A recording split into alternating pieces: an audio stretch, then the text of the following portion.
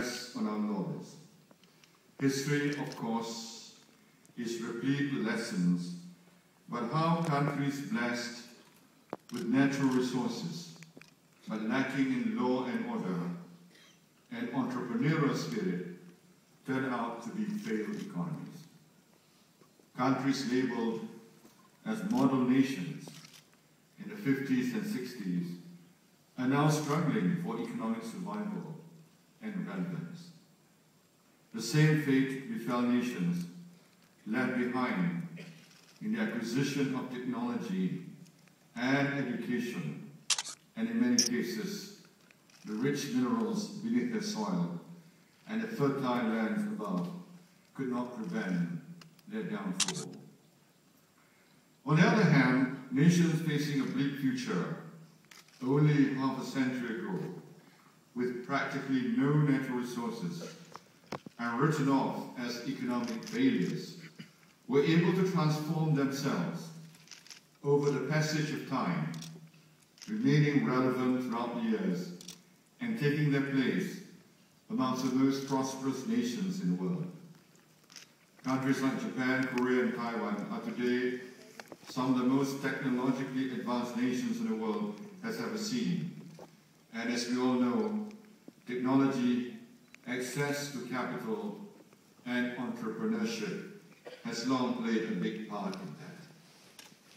Ladies and gentlemen, the first venture capital company in Malaysia was established back in 1984, when a Singapore-based Southeast Asian venture investment set up Malaysian Ventures with a fund size of approximately 13.8 million ringgit. The Malaysian venture capital industry has grown since then, servicing companies for whom financing through direct bank lending or the equity or debt market is hard to obtain.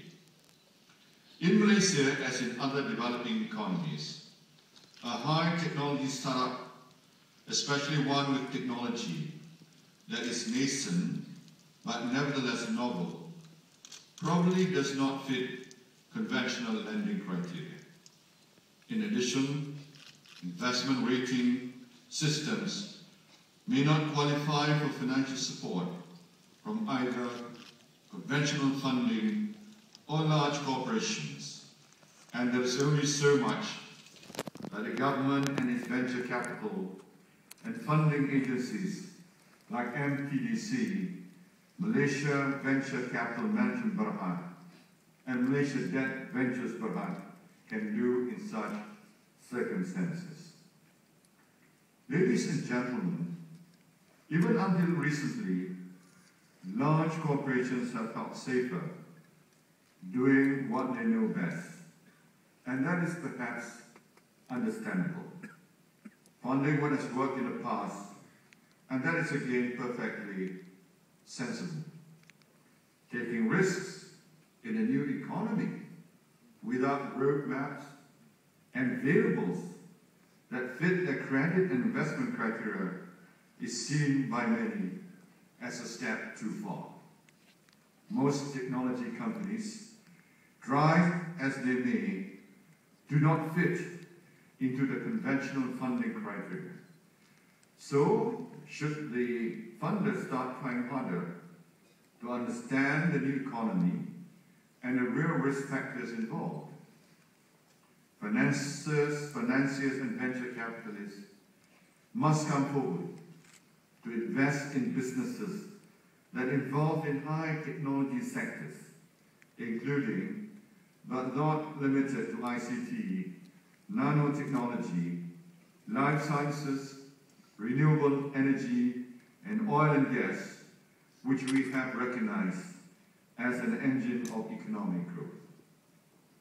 The capital market has also benefited from venture capital, as investee or VC-backed companies are listed on a local stock exchange, which provides a potentially lucrative exit for the venture capitalists once the companies that they have backed are up and running. venture capitalists provide the pipeline to the stock exchange, creating a capital market with greater depth and breadth. Ladies and gentlemen, the theme chosen by the symposium, risk-taking, a paradigm shift, reflects the need to avoid, not to avoid, but to understand and engage the issue of risk.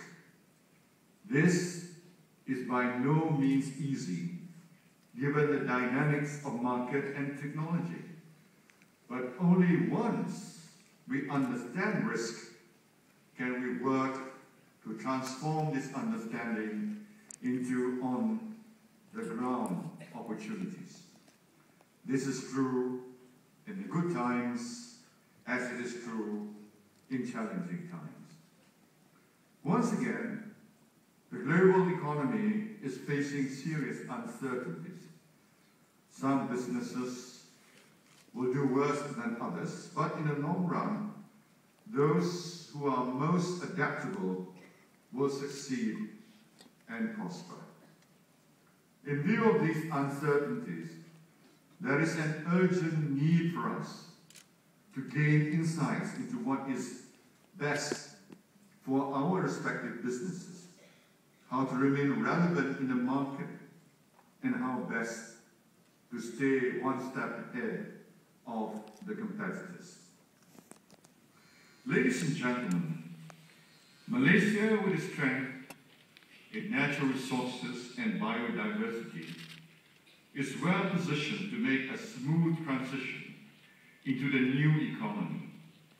With a diverse economic base, we need to encourage an innovative approach to utilize these resources fully and generate a higher income for the country. Innovation stretches from the idea stage right up to the after-sales service. It is not only limited to science and technology. It is about the entire ecosystem, the systems and procedures that run the full length of the business chain. It is important to develop a culture that embraces innovation. Just look at how much life has changed with the creation of iPhones and iPads by Steve Jobs. Where would we be without such innovation? There are opportunities to innovate at every level of the supply chain. Through innovation, processes can improve and increase the yield of products. These improvements, in turn, will generate more wealth, thus creating high-income jobs along the line. We also need to broaden our mind by not limiting ourselves in doing things from scratch. Adopting open innovation could speed up the process of bringing products to the market for commercialization. Ladies and gentlemen, through Malaysia's economic transformation program, the government has put in place the policies we need to put the country on a firm footing in the new economy. Malaysia operates a fully liberalized economy with policies to attract highly talented knowledge workers and the right infrastructure and incentives for setting up technology-based businesses. But these efforts are simply the catalyst to ensure that the playing field is set for the real players, the corporations, entrepreneurs, research institutions, and universities, and not least, the financiers. The private sector is a real player in terms of driving economic growth, and venture capital is one of the key catalysts of innovation in the business world. While we have seen some players embracing technology development through startups and private sector collaborations with research institutions and universities, as well as the